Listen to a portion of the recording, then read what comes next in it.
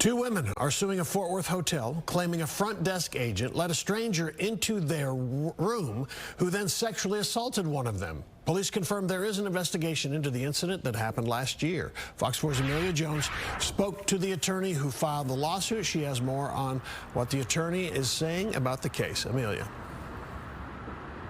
Steve, the alleged crime happened a year ago, but a TikTok video posted last week by one of the attorneys representing the victims has increased public attention to the case. The video has been viewed more than 60,000 times, and it has surveillance footage of the incident. So far, no one has been arrested. So my clients are seeking to hold the hospitality companies accountable for what happened here. Anna Greenberg is a Houston-based attorney. She recently posted a TikTok video on the firm's account about an incident that happened last year. Greenberg says her clients, two women, went to Fort Worth for a work event and stayed at the Fairfield Inn and Suites on Houston Street in downtown Fort Worth. In the middle of the night, when my clients were safe inside their hotel room, a front desk agent used her master key to let a stranger, a grown man, into their hotel room. Surveillance footage that Greenberg also used in the TikTok shows a man talking to the front desk agent. Greenberg says the front desk agent gave the man her client's room number.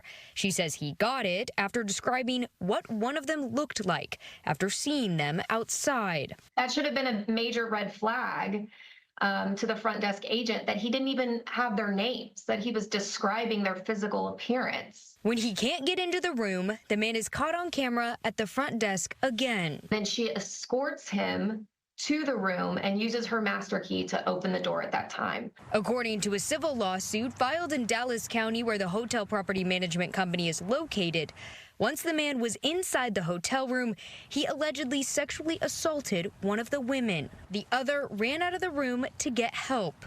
Police were called, and the woman did go to the hospital for a sexual assault exam. Fort Worth police say the case is still active and open, but they didn't share more because of the sensitive nature. So it was a terrifying experience for both of them, and it has completely shattered their sense of security. And that's why we're seeking compensation, not only for therapy bills in the past and in the future, but really the mental anguish that results from something like this happening to you and it turning your life upside down. And part of the reason Greenberg made the TikTok video is to spread awareness to others. I think it's just really important to my clients that the hotel industry take a good hard look at this and make some significant changes so that this doesn't happen to other young women or anybody else. According to Dallas County court records, a jury trial for this case is set for October 20th. We reached out to the attorneys representing the hotel property management company, but we haven't heard back yet. Steve, back to you. All right, Amelia Jones live tonight. Thank you, Amelia. A union for letter carriers says a Dallas postal worker collapsed and died while on the job over the weekend. Hello and good evening. I'm Steve Eager. Authorities are still investigating whether or not heat played a role in the death of 51-year-old Jacob Taylor. Fox 4 Stephen Dahl is in studio right now with more. Stephen?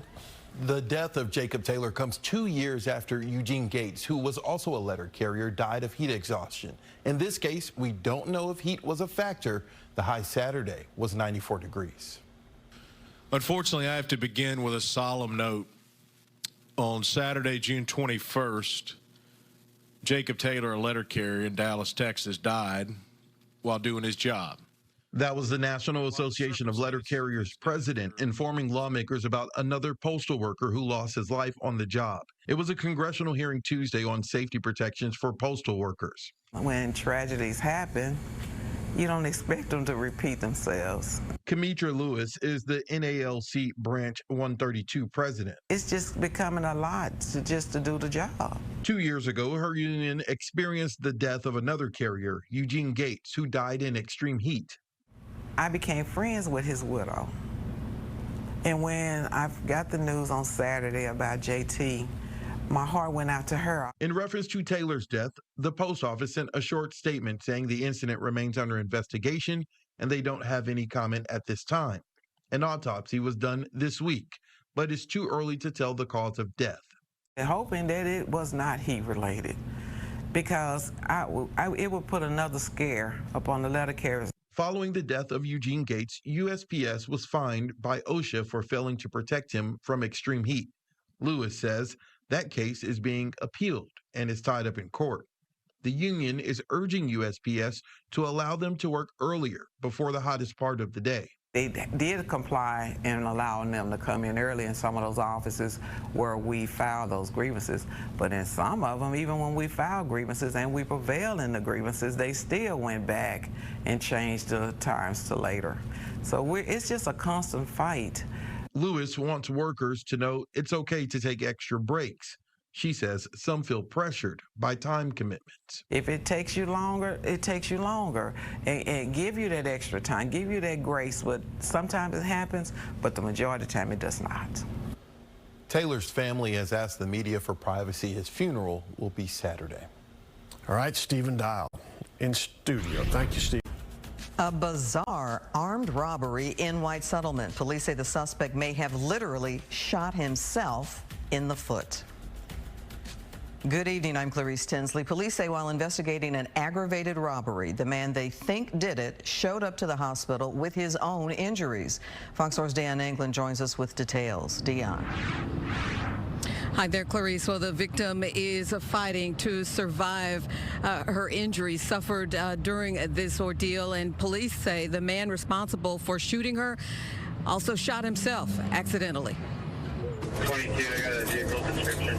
With dash cam recording, officers responded to the shooting outside a White Settlement duplex. The victim, a 17-year-old girl, was shot during a bogus transaction, police say, by a man she met online. The man had driven a black Dodge Ram pickup to her home. She was attempting to purchase some THC vapes. In Texas, those are illegal.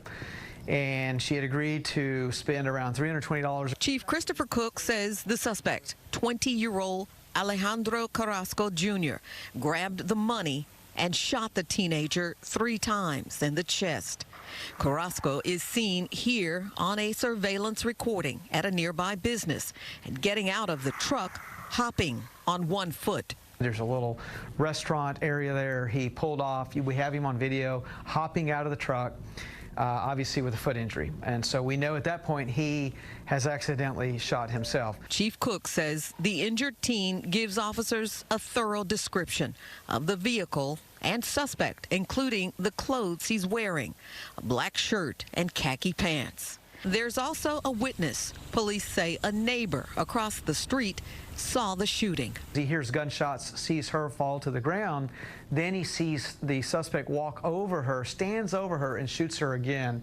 Then as he gets in the truck, the witness hears another gunshot. We believe that's the one where he shot himself in the foot. This urgent care facility just outside White Settlement in Fort Worth played the next pivotal role. Fort Worth tells us there is a urgent care that's just right outside of our city limits. There's a man with a gunshot wound. We get on scene there and determine that there is an individual in one of the waiting rooms with a gunshot wound to his foot. Now, the suspect is hospitalized and he is charged with aggravated